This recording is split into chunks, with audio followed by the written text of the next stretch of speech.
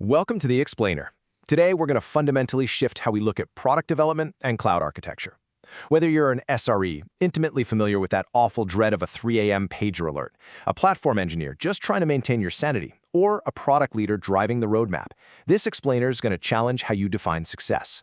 We're talking about the ultimate feature, the one with zero UI, the one that literally never makes it onto flashy marketing brochures, but absolutely dictates whether your platform survives and scales.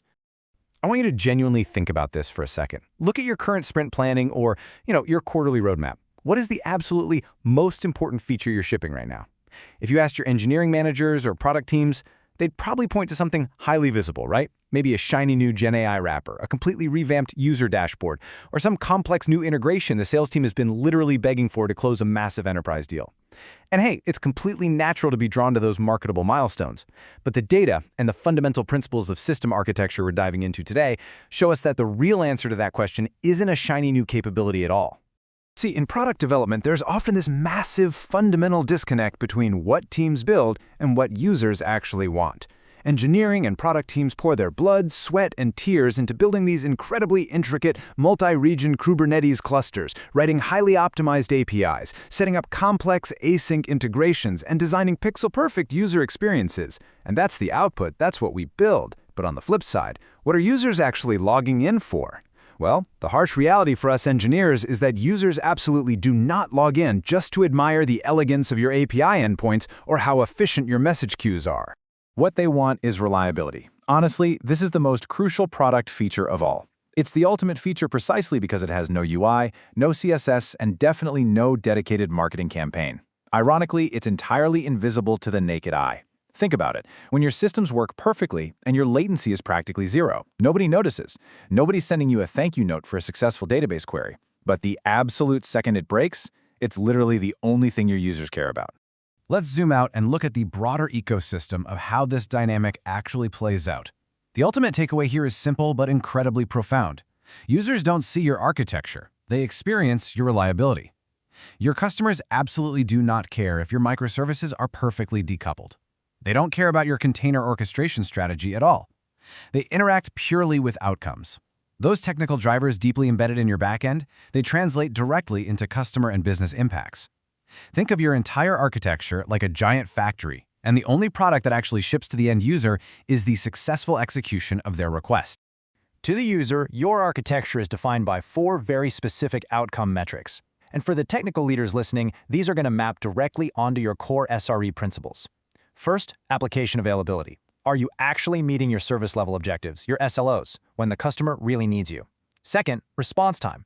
Is your P99 latency fast enough to avoid user drop-off? Third, service consistency. Does the platform behave the exact same way during a massive traffic spike as it does on a super quiet Sunday morning? And fourth, transaction success rates. Are you managing your error budgets effectively, or are database timeouts just completely ruining the experience? These 4 metrics, they are your true user interface. If your P99 latency spikes, the user experience plummets, and it doesn't matter how beautiful the front-end design is. So those specific technical outcomes directly translate into human psychology. We aren't just talking about packets of data, load balancers, or server compute cycles anymore. We're talking about human emotion. Every single time a user clicks a button and gets the exact expected result without a delay, you are quietly depositing currency into a bank of trust. Trust is built through consistency. This is a core operating principle. When your services are highly available and perform exactly as expected, customers just stop worrying. They stop wondering if their critical data is actually going to save or if their massive enterprise deployment is going to fail. But consider the alternative. Imagine a massive e-commerce platform during Black Friday. If the user hits checkout and gets a 500 internal server error, their confidence is shattered instantly. Now, one outage might be a fluke, sure, but consistent latency or repeated downtime, that destroys trust completely. And once trust is gone, the user is gone, period. This creates a literal chain reaction. It starts right at the very foundation by engineering a reliable platform. That rock-solid foundation enables high availability and proper auto-scaling, which in turn gives you consistently fast performance. Then, that fast performance earns the customer trust we were just talking about, and that trust directly yields real business value. It is absolutely critical to understand that you cannot skip straight to business value without climbing this exact ladder. You simply can't market your way out of a fundamentally unstable infrastructure. And this brings us to a really necessary culture shift within organizations. We have got to stop looking at reliability as just some IT problem or something relegated to a basement server room or just an excuse for a late-night pager alert. We have to elevate this conversation straight to the C-suite. Reliability is a core driver of the company's bottom line. It's revenue generation and revenue enablement in its purest form. Here's the tangible business impact of a highly available service. First, customer retention. Users who experience zero friction stick around and expand their contracts. Second, revenue protection.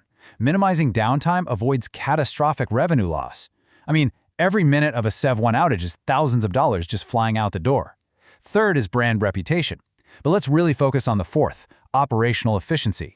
When your systems are constantly breaking, your mean time to recovery, your MTTR, absolutely skyrockets. Your engineering teams are suffering from pager fatigue and burning out from constantly fighting fires. That constant incident response destroys your feature roadmap because all your brilliant engineers are just stuck trying to keep the lights on. So how do we actually escape this firefighting loop? Well, it requires a massive shift in how we view engineering tasks. The technical work required for reliability simply cannot be dismissed as just tech debt or a refactoring ticket that we tell ourselves we'll get to next sprint. Because, let's be real, we all know that means it never happens. This is critical product development that requires dedicated, proactive investment. Our sources outline some highly specific engineering investments required to build that foundation. We need deep observability, specifically distributed tracing, so that during an outage, your teams aren't just blindly guessing what broke. We need automation, like infrastructure as code, to remove human error and speed up deployments. We need robust SRE practices and strict error budgets. We need proactive capacity planning. And perhaps most importantly, we need resilience engineering.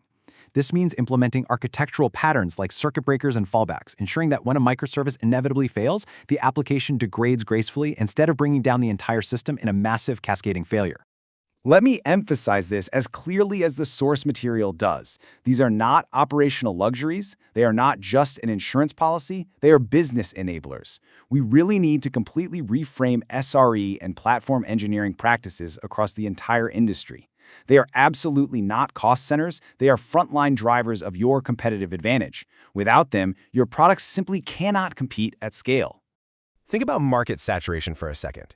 In a tech landscape where almost everyone has reached feature parity, where every competitor is rolling out the exact same AI integrations and similar workflows, reliability becomes the ultimate differentiator. Customers will absolutely abandon a feature-rich, bloated platform that constantly crashes or lags, and they'll trade it for a simpler, streamlined platform that just works every single time. At the end of the day, your market share is ultimately built on the bedrock of reliable services. Which brings us to the core thesis of this entire explainer. Features attract customers, reliability keeps them. Let's just take a moment to let that sink in. Massive marketing campaigns, aggressive sales pushes, and slick new integrations. Sure, they might get a user to sign up for a free trial or sign the initial contract, but it's the invisible, consistent, rock-solid performance of your architecture that actually prevents churn at renewal time. The most successful cloud-native organizations in the world treat reliability as a core product feature, one that is experienced by every single user, every single day. So I'll leave you with a direct challenge for your next sprint planning meeting. Look really closely at your team's priorities.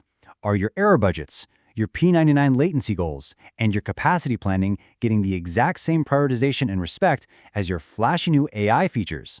Are you building reliability into your products from day one, or is it just an afterthought slapped on right before deployment?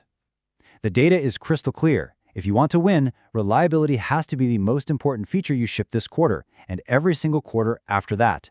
Build it in from the start. Thanks for joining me on The Explainer. Now go build something resilient.